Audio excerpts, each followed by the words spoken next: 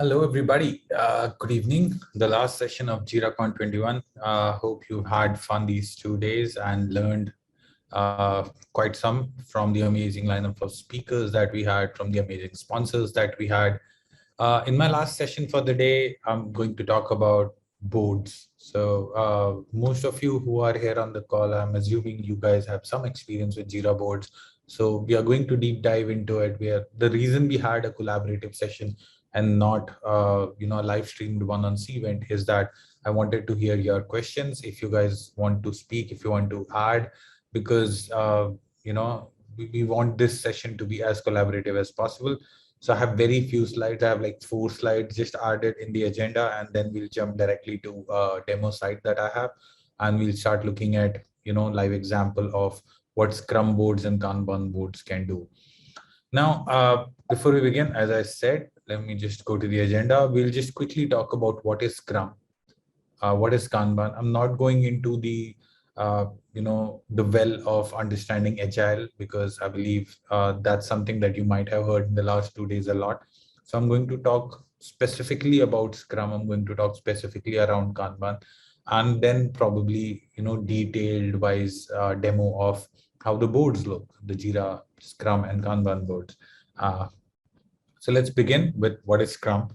And the reason Scrum came into existence, or when Scrum Alliance published the entire Scrum framework, as you can see in the pretty picture that I have associated in the slide, is the idea was to have a framework that can help. The keyword here is adaptive and iterative, right? So the idea is to learn from your own cycle of work that you're doing with your team, and as you do in small cycles of iterations that you have, or sprints as we may call it in technical terms.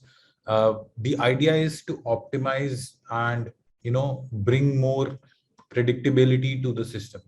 Now, risk is a factor that nobody likes, right? Like, there are sentences, or there are people out there who say that they should be, risks can be looked at opportunities, but to control that risk, that's the main idea of a business, right? To minimize the number of risks that you have in the system. So that's what the Scrum frameworks helps you achieve. How it does that is via a series of artifacts, via a series of methodologies, or a series of actions that are available, that you can see detailed in this Scrum framework. So there's basically a product backlog from where you pick out all your usage stories that you want to work in that iteration of 2 weeks. That's the most generic sprint duration. But I've worked with teams which had small sprint cycles of 1 week. I've worked with teams which had sprint cycles of 4 weeks as well. So that's more or less in tune with the idea of the number of team members that you have on your sprint team. Or the next item is the sprint planning, where you basically come together with your team members and plan what is the work that you are going to pick and choose from the product backlog and going to do in that iteration. Once you've identified that, that becomes your sprint backlog. So understand the difference between product backlog and sprint backlog. If we take an example, so a product backlog for a website that is dedicatingly, working towards e-commerce, is could be you have a adding a shopping cart, adding a payment gateway, adding a review section. Let's say, for example, like a website like Amazon.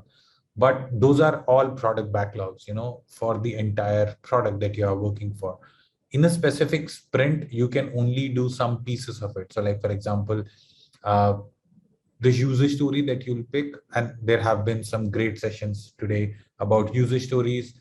The idea is to pick something that we can deliver, break that feature down into its last workable quantity, which can be a story, so that you can complete it in that 2 week sprint, if that's the sprint number that you have chosen. Once that is done, you have something called daily scrum, where you connect with your team members and you review the work that you're doing. Now, this is where somebody called a scrum master comes into the picture, who takes ownership.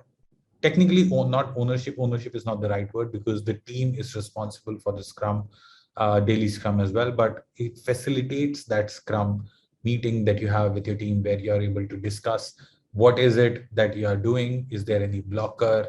Do you need any help? Is everything on track to, to deliver that story by the end of this sprint?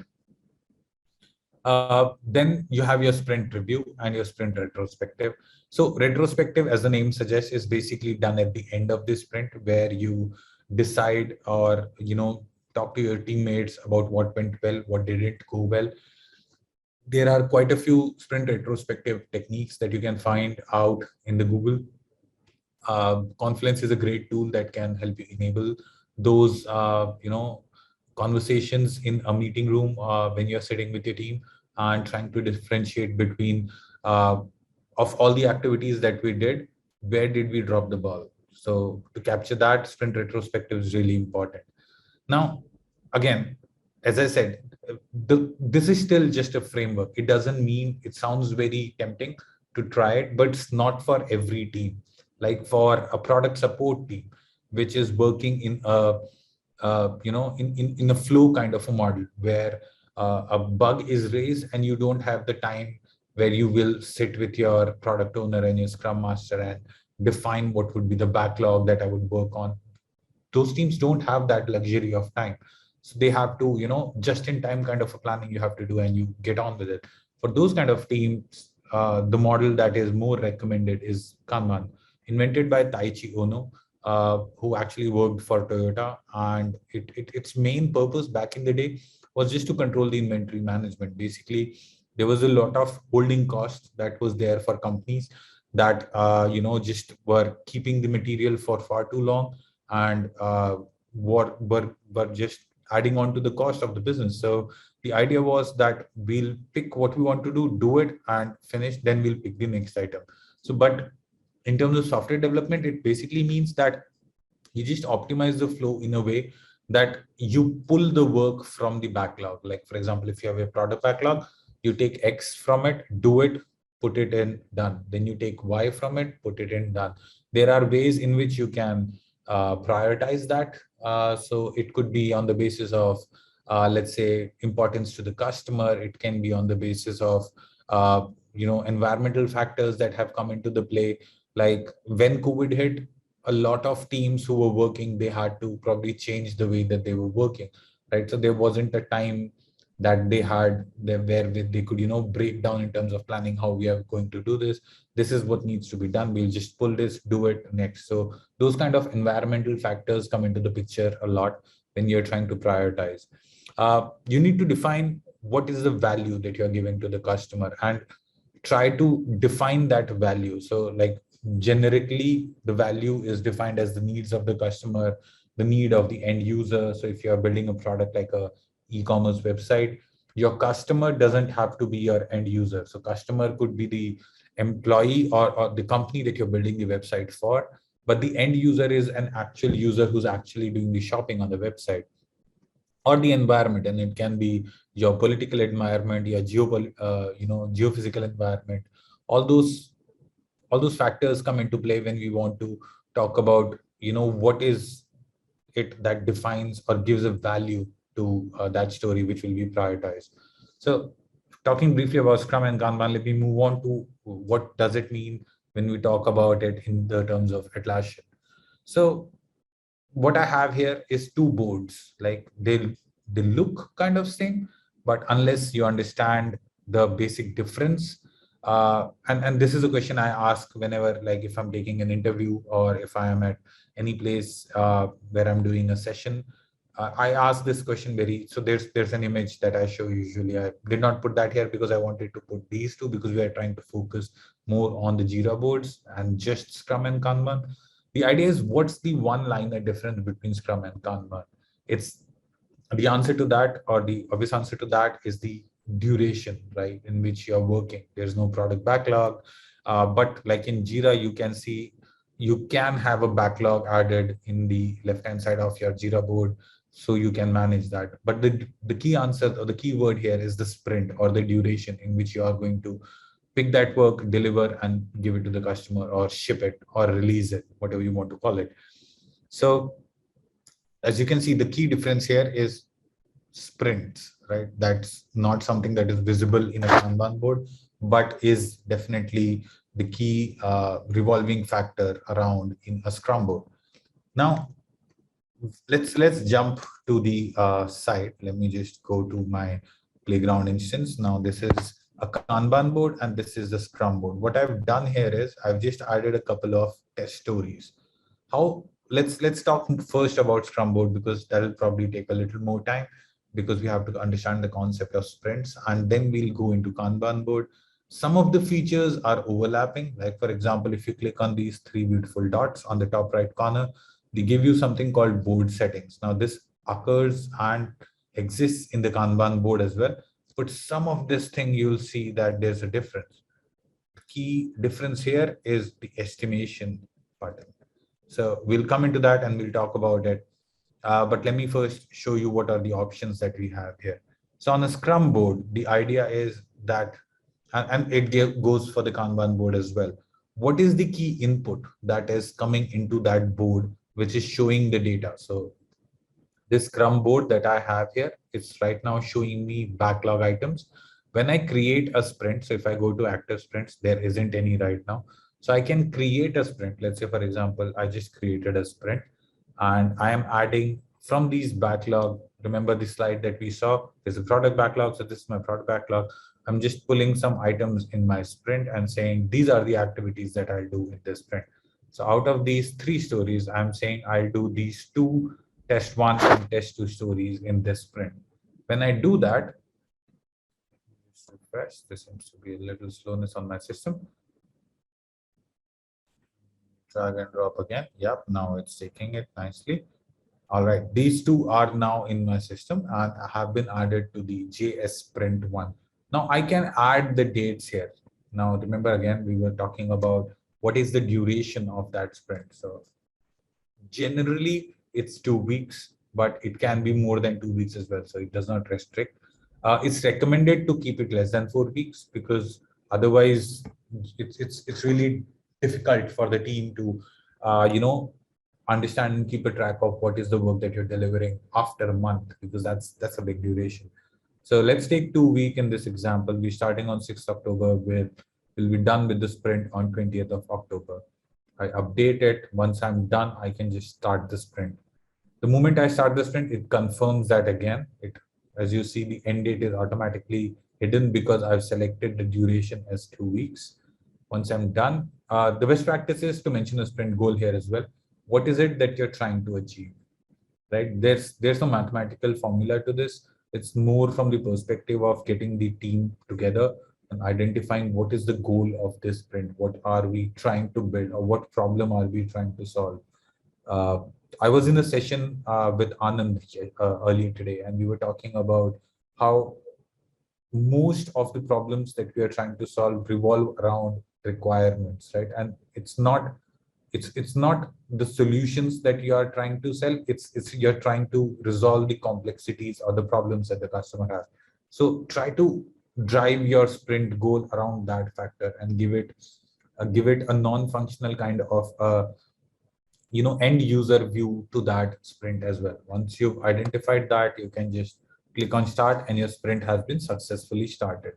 Now you can see there are 3 columns here. Now these 3 columns come up because in my workflow for these statuses that I have associated with that issue type, I have to do, I have in progress and done. Now these are customizable.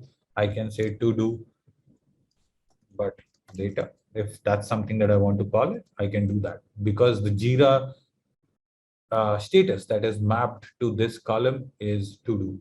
Now, again, this is coming up and you see that to do status has 3 issues as of now. If I go back to the board, you'll see that change happening here and the same 2 statuses that are here. One thing to note here is, let me go back here to the board settings. There are 2 items that were showing on my sprint, but it says 3 issues in total. There are 3 issues. That's why it's giving you an overview of what it's like to have all the statuses at one place. Going back, let me go back to the board and show you where those 3 statuses come from as well. This is something called the workflow, which is the heart and soul of any issue. And this is the most generic Jira workflow that you'll see: to do, in progress, done. That means after an issue is created, it goes to a status called to do. From to do, it can go to done, it can go to in progress, because as of now, these are all globally transitioned. If I want, I can remove these global transitions. I can say from to do only go to in progress, and from in progress go to done. Do not go directly from to do to done. Or if I want to add, I can add a status called cancelled. I can add a status called not required, and add the transitions, respective transitions to that specific item. Now, let's say my sprint has started. Now I'm working with my team. I'm working on this test one story. I push this to test one. I am assigning this to my teammate Janki, who's on the call as well. And Janki is now working on this story. As soon as I make that change, you'll see that change happening in the Scrum board as well. The same is applicable if you're doing it the other way around. So if I drag and drop this to in progress, you'll see the test two is now in progress as well. And let's say, for example, I assign it to myself in this scenario. Now there are two stories which are in progress, and the team, as in this scenario, Janki and I are working on it. And what you can do is you can go inside these stories and you can define what are the custom fields that it can have. So like, for example, if there is any label you want to add it, if you want to give it any story points, if you want to add any estimates, if you want to add any components. Now, these are all custom Jira inputs that you can create in your system. Like, for example, if you want to add components, all you'll have to do is create a component in this section, and then that drop down field will start popping up in your custom in your issue type as well. Again, so let me say, for example, this story takes 2 days, and I've put that estimate here. In this scenario, I've already done it. In this scenario, let me go here, open this up, open the original estimate. I say this takes 1 day. In an ideal scenario, this should have been done prior to adding to the sprint. Because what it does is, and there's a reason I did it, because I wanted to show that if you do what I just did, it can cause some troubles. So as I said, when you're having your sprint planning call, the best practice is to look through your stories that you're putting in the sprint before you start the sprint, and add in the estimates, add in the definition of done, add in the definition of ready, add in what does it mean if we are saying we are completing a story, what are we delivering. So identify that, caption that properly, write down on your Jira stories, only then start your sprint. Because unless, what happens is, if you go into your reports where you have all these amazing reports called burn down report, burn up charts, version reports, epic burn down. So there are tons of reports that you'll see. These are some standard reports that you get in the Scrum board as well. Burn down chart is my favorite, where you are able to see, how your work is being changed, going on from the start of the sprint to the end of the sprint. So that graph becomes difficult to read if you are updating the estimates middle of the sprint. Let's go back to the board settings and go to the estimation section again. So this is very key in the terms of this actually defines and drives what will be the numbers that you will see on your reports. So like, for example, if I've selected story points as an estimation here, it does not matter if I put original estimates, because Jira is looking for story points. So if I want to track via original estimates, I should change it to original time estimate and probably move it to remaining time estimate and time spent, so that it actually starts showing up my correct data whenever my team has started working on it. Now you see this weird line that is coming up. That means after I started the sprint on day 0, which is October 6th, I added 24 hours of work, which is not good, because at the start of the sprint only I have changed my scope. Ideally, this should start somewhere from here, and as we move along in the days of these 2 week sprint, it would come down. So there would be a guiding line that would come up here, and you would be able to see how you are able to see the change that is coming up, or as the estimates go up, you'll see the remaining estimate come down from 2 days in this story, from 1 day in this story. In the interest of time, jumping back to the board settings, because that's where most of the fun is, We've talked about columns. Understand that there is something called unmapped status. So, like for example, if I add a status called cancelled, as we were talking about earlier, and if I have not mapped to these respective boards, they will not show up on your Scrum board. They will be somewhere here in the unmapped status. So you'll have to move them accordingly. Like for example, if I move my in progress right now to the unmapped status, and I go back to the board, back to active sprints, there's no issues here because I have not mapped the in progress issue type, in progress status in the issue type to any of the columns in the board. So I need to make sure that uh, this is a good check for teams who are not actually seeing their data correctly.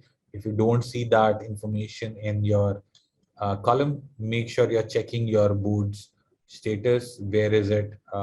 If it's mapped to the correct column, so that you're seeing the data that you actually are working with. Swim lanes are very interesting in the fact that you can actually group things. So as you saw right now, that it's based on stories. If I want, I can change it to epics, projects, queries, or assignees, which is my favorite. So when I show it to assignees, the good thing is now it will differentiate in the terms of what is Janki doing, what am I doing. This comes very handy when you are in a Scrum call and you want to, work with your team and understand.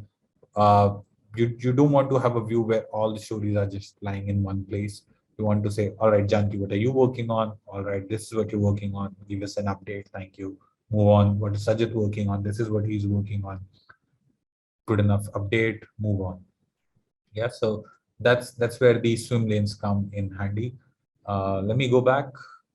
There are quite a few other options here as well. These quick filters come in very handy if you want to have a short button up on top, like it says only my issues. Let's say I just want to see this is, let's say, third, fourth day or fifth day of the sprint.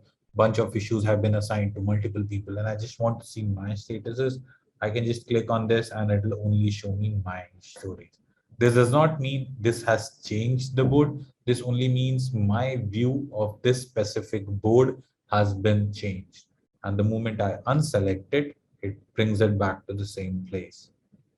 And it works individually because, as you see, the only my issues JQL filter is actually looking for assignee being the current user. Current user in this scenario is the logged in user, which is me. So I have logged into the system, so I'm seeing my issues on only my issues. You can add something other than this as well. So like, for example, if I want to say status is equal to done, and I take this and I put it here and I add, go back to the board. So now it says status is equal to done. It will not show anything because there isn't anything right now. So let me just push my story to done. The moment I did it, you see that it goes up here. And now I select status is equal to done. Now it shows Janki story is now nowhere in the picture. Like you want to, for example, check out all the P1s that you have in the system, all the priority work that your team has to do. You can get a view of that. So this basically is a quick filter view of your entire sprint work. Moving on, there are some handy features that you can have. Like, for example, if you want, on the basis of issue types, you can assign some colors.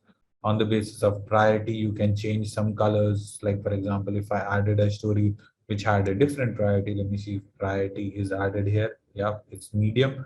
Let me set it to highest. And now you'll see the card color of this story is different from this one.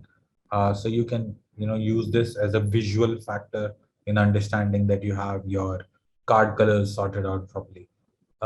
Card layouts is again another option that you can add if you want. Like, for example, if you want to, let's say, see what we were talking about earlier, status, for example, in your cards in backlog. Now you'll notice that there are two separate fields here. There's backlog and there's active sprints, because Jira gives you the ability to view different information in different places. So like if I add status here and I add priority here, you'll notice the difference. When I go to backlog, it's actually showing me the status under the issue type. And if I go into the active sprints, it's actually showing me the priority under the issue, and rather than the uh, status that I had for backlog. This comes in handy again as you are working with your teams. You'll need to understand what is the information that you want to see firsthand.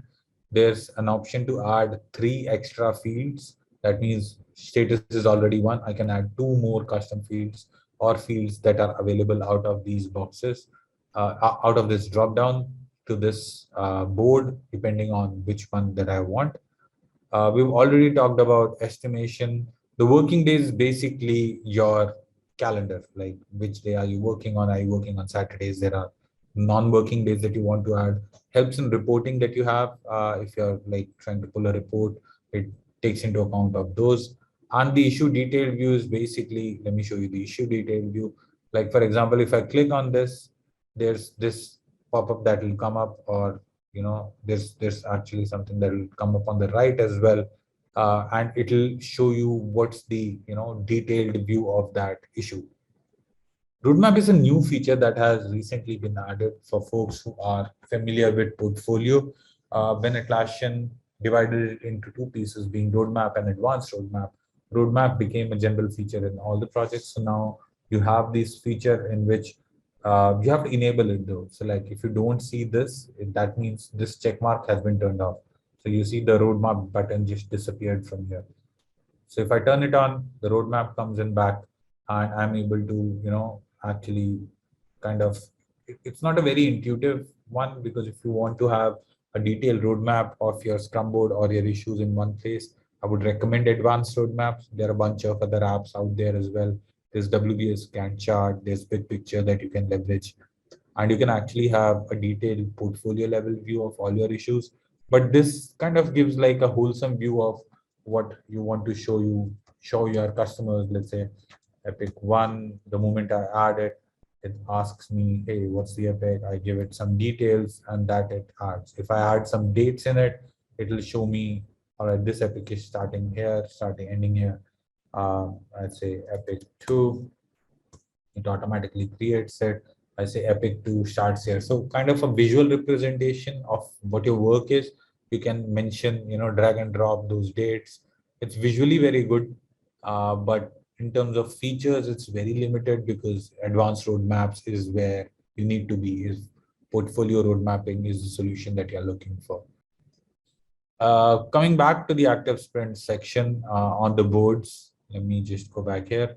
Oh, I think we've just about covered everything. Coming back to the first point that we were talking about in the general section, where we were talking about what is the input to this board. That's something that you can see here. So if you click on this edit filter query, this is the input to the Scrum board that we have. So project is equal to JS and ordered by rank. If I change this and if I add something else, if I say, give me projects in, and I say, put the projects JS and JK.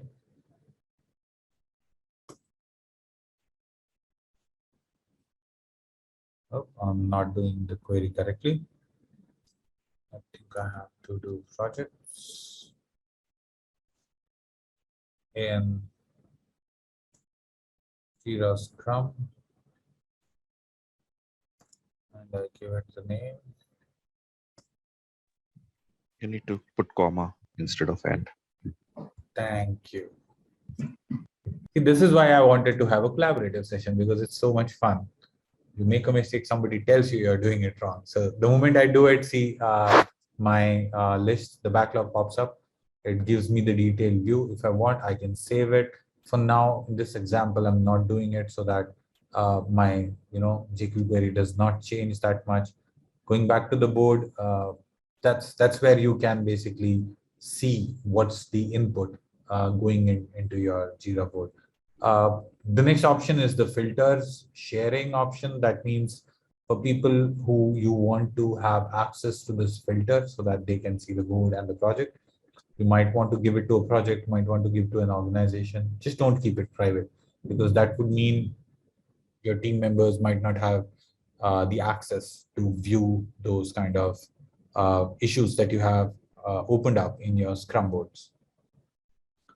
We just 15 minutes short of the session, so I'm taking a pause on Scrum. There are tons of features that I still would like to cover, but if you have any questions, feel free to jump onto the Trundle booth, shout out on LinkedIn, or drop us an email at marketing@trundle.com, and some of my teammates will be able to set up some time with you and talk to you about in detail about the boards. So I'm jumping over to the Kanban board just to show you the features.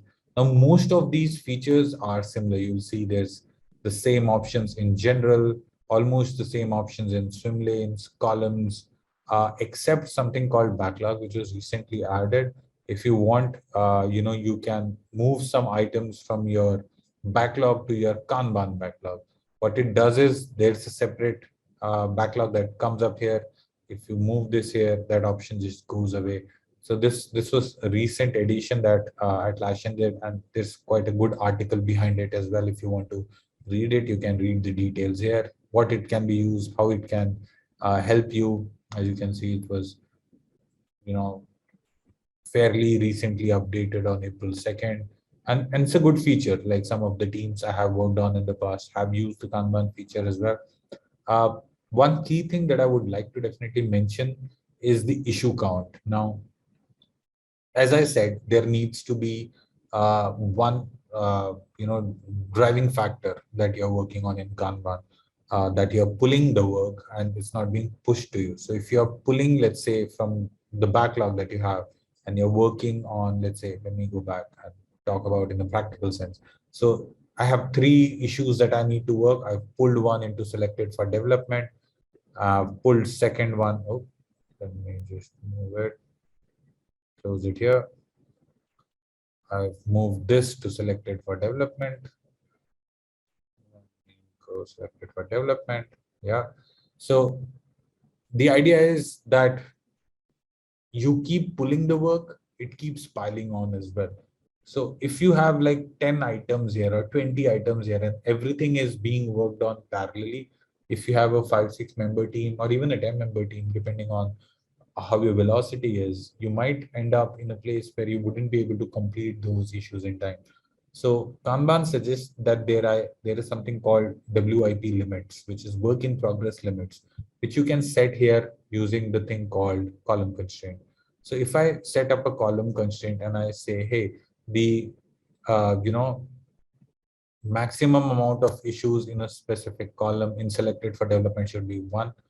And in progress, it should be 1 as well. There can be no minimum. And once I've set this, I moved it on. Now I take in progress and I drop it here. Oh, yeah, there seems to be some lag. Let me just refresh, reload the site. You'll see that it throws me an error. It says the max is 1, but you have 2 items now in your selected for development.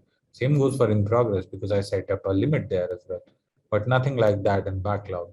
So it's a good practice to define what is the number that you are achieving for or aiming for, when you want to set up your Kanban boards, so that there is some upper limit to your columns, so that when you're working with your teams, there isn't 30 items that are parallelly in your in progress, because honestly it cannot practically be possible to complete or focus on all 30 items. You basically pull one, push it to selected for development, then push it in progress, whatever the status is that you have mapped in your columns, and then get it to done. That's the best benefit that I can see. That Kanban can definitely help if you're working in those types of projects. One limitation that comes with Kanban board is the reports are not as elaborative as you would see in a Scrum board. Like, for example, if you remember, we went into the Scrum boards, there were tons of reports on sprint, burn down, burn up, velocity, epic burn down, all these beautiful reports that management loves. You don't get all those in Kanban kind of a project. But the good thing is, Jira does not differentiate between the boards. Like if you have to get some data in there, you can pull it, but understand if there are no sprints, the view might get, screwed up for you. So the good part is there are still some basic reports that you can get. Like for example, if you want to see time tracking, if you want to see the average age of issues over time, if you want to see a pie chart report, those reports are still available in Kanban and fairly self-explanatory. If you have any questions, again, feel free to drop us a line and we'll be able to help you out. That's basically about Kanban board reports. Let me go back to the project. And again, I know I'm rushing this like anything, but I wanted to cover as much as I can the 30-40 minutes that I have. So going back to the Kanban board here and opening up the board settings. Uh, you'll see as I was saying, you'll see most of the features that were there on the Scrum boards are available here. You can create queries. You can create swim lanes based on the same amount of items, except sprints, of course. That section is not here. There's quick filters, there's card colors, there's card layout, there's working days, issue detail view, and roadmap. So again, roadmap follows the same procedure. If you have not checked it from here, it just goes invisible on the left hand side border. All right, I've just taken 14 minutes left in my session, so I'll just take a pause and go back to the board and stop my screen sharing and ask if there are any questions. Sajid, there are some couple of questions that has been raised in the chat. All right. So Manish is asking, will Kanban reports be covered into session? Can capacity planning be done in Jira? For capacity planning, Manish, I would recommend a couple of add-ons be used as well. Like Tempo Planner is definitely one of the hot favorite ones that I have recommended to a lot of customers that I've worked on in the past couple of months. If you want to, so the problem is when we say the word capacity planning, we are already coming with some predefined notion in our head or some view that we want, right? And Jira or the vanilla Jira fails to deliver at that front. So there you might need to look at some third-party tool that can help you do that. Manish is asking, can parallel sprint cause any issues in reporting? It will. Don't let anybody fool you. It will cause problems in reporting. I do not recommend parallel sprints. I've seen people work, decently well with parallel sprints. I personally prefer not to use it because in some way, shape or form, I've seen the data get skewed at multiple times. So my personal recommendation to you is don't, but unless it's like really necessary. And even in that case, I would recommend try to that should be a last resort. Like Jira does not restrict you from it, but yeah, you can still do it. Manish has another question. What was the cycle time report in your report section? All right, let's go there. So let's go to board settings. Oh, sorry. Let's go to reports and let's look at the cycle time reports. So now I'm not 100% sure, but this could be, yeah, this is actually because of the CI/CD add-ons that you might have added in your system. And this is actually a new report. So if you're on cloud, you would be seeing it. But if you're on server or on DC, you probably will not see this option. So if you have your CI/CD associated, if you have your Bitbucket, if you have GitHub, or if you have your Jenkins associated, you can actually see, how much time did it take you to ship, or, what is the cycle time that it basically tells you from the first commit to the last prod deployment based on your CI/CD data. So it's important that you connect your CI/CD tools first to your Jira project. Only then this option will come up. Otherwise, it'll just be a blank option. And again, you have to be on the cloud version for you to get this. I don't think this is available in the latest Jira server or DC variant. So Sajid, this is Manish. Yeah. So in cloud, we will be getting this option of a cycle time, because why CI/CD pipeline is required for cycle time or lead time? If I want to know cycle time for my issues in vanilla Jira itself, for my scrums also. So why I would not be able to again, get that? like, yeah, so let me, I just realized I was talking about it without sharing my screen, so you probably didn't see it. The reason, can you guys see my screen now? First, let me Yeah. ask this. Cool. Yep. So yeah, this is what I was saying when I was saying that you have to connect it with your CI/CD pipelines. Now you're saying you would want to see your cycle time on For Jira without connecting your CI/CD tools, right? yes. Yes. So, but what is the end goal? Like, what are you trying to achieve? Like, what is it Uh, with?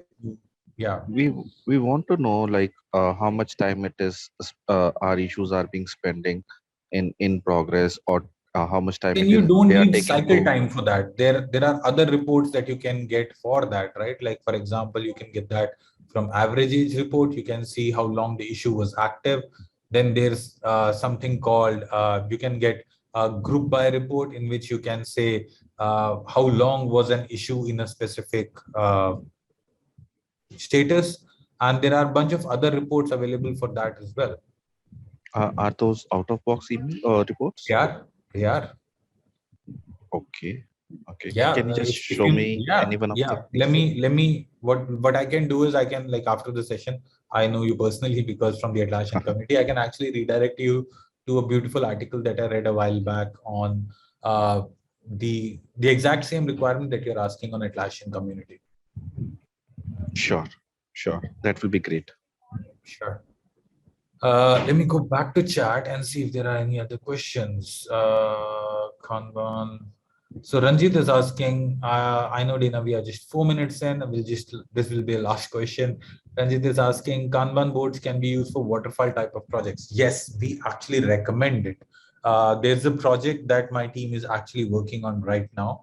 And what we did, and they were like, I should not use the word, but they are like, some of their teams are hardcore waterfall enthusiasts, and they wanted to use Jira for waterfall type of projects, and we recommended Kanban for it. There are a couple of tweaks that we did, like, for example, we use statuses as what could as close to match as their uh, project life cycle. In another project, we use versions because they wanted to use advanced roadmaps. So we brought in advanced roadmaps, use versions, and then had like a view in which the version was the first level on advanced roadmap, under which there was epics, under which there was stories. So they could, kind of get a stage life cycle view of the entire project, depending on where that issue was in the life cycle of the project as well. So yeah, thumbs up. Please use Kanban board for waterfall type of projects. All right, I think we're just about done. We have 3 minutes in, so I will give you those 3 minutes back so that you can attend Patrick's session. If you have any questions, feel free to reach out to me on LinkedIn if you need my help. Yeah. There is one question that we have missed from Shiv. Can we generate subtask reports of sprints? Subtask report of sprints. I'm a little confused. Shiv, can you unmute yourself and just speak? Yeah, I just want to know that if we want to take reports from the Jira reports, which we have already, so can we have the figure of subtask reports, that what are the overall estimate, remaining estimate, time spent have been captured? If you want to just get a visual view of whether all your subtasks at one place, I would recommend going for JQL instead of a report as well. You can just pull up a JQL, say issue type is equal to subtask, and in the columns mention original time estimate, and then just see which ones are the empty columns. So if you get that information there, you wouldn't actually need to go for a report. There are a couple of add-ons that have done this at the click of a button. I've seen, I think, something like this in custom charts for Jira that is available at Old Streets. I've just did a marketing for Old Streets. If you haven't visited their booth, go talk to them. They were actually offering, I think they still would be, not sure, an year-long subscription of custom charts for Jira, which is a great add-on that I've personally used myself, and it can actually help a lot of reporting requirements that you might have. Okay, sure, thank you. Perfect. So this is my contact detail at the chat box. Everyone, if you have any questions, would love to hear more. If you have any more questions, drop by Atlassian community. Check out community.atlassian.com. I'm also the community leader for Delhi. So you can go to ace.atlassian.com and go check out Atlassian Community Delhi. And we would love to have you join us on Atlassian sessions there as well. All right, bang on time. Thank you, everybody. Have a good day. I'll see you in Patrick's closing session. Thank you for attending JiraCon. Thank you. Bye-bye. Bye. Thanks, Rajan. Bye.